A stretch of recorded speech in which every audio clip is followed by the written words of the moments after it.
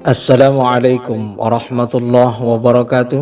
Selamat berjumpa kembali di channel Pelajaran Agama Islam.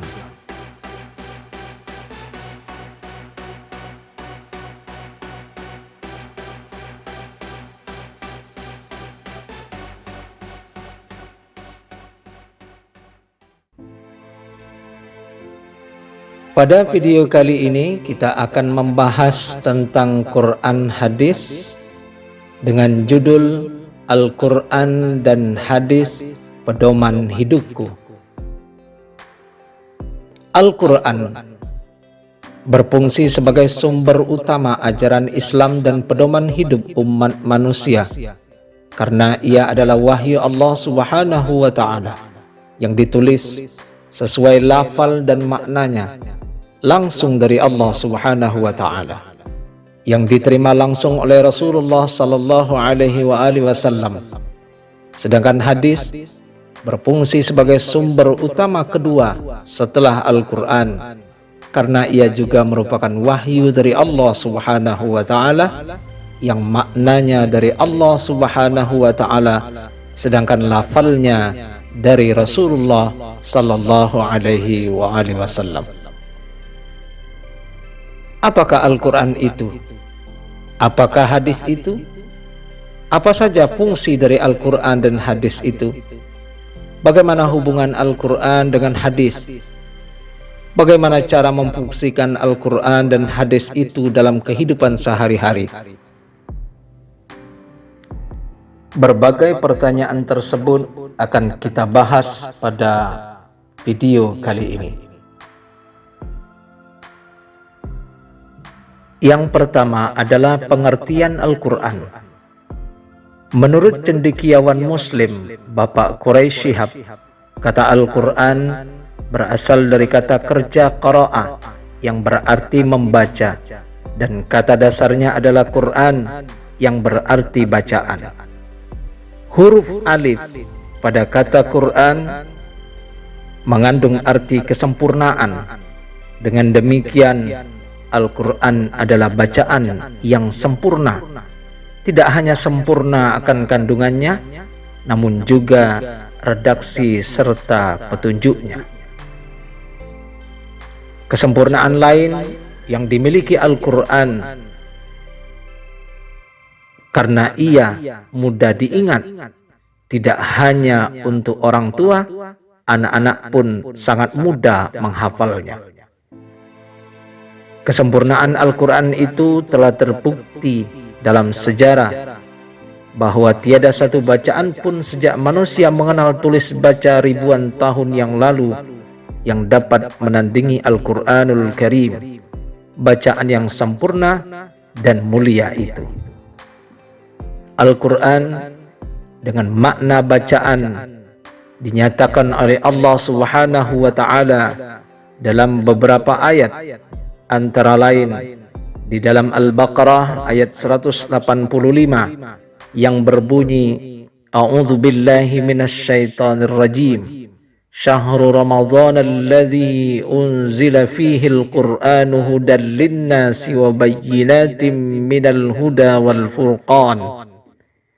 Beberapa hari yang ditentukan itu ialah bulan Ramadan, bulan yang di dalamnya diturunkan permulaan Al-Quran sebagai petunjuk bagi manusia dan penjelasan-penjelasan mengenai petunjuk tersebut dan pembeda antara yang hak dan yang batil.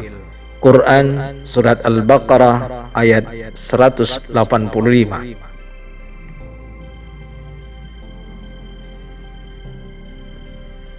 Di dalam surat lain, Allah Subhanahu wa Ta'ala juga berfirman, A'udzu billahi minasyaitonir rajim, wa laqad atainaka sab'an minal mathani wal Qur'anal azim.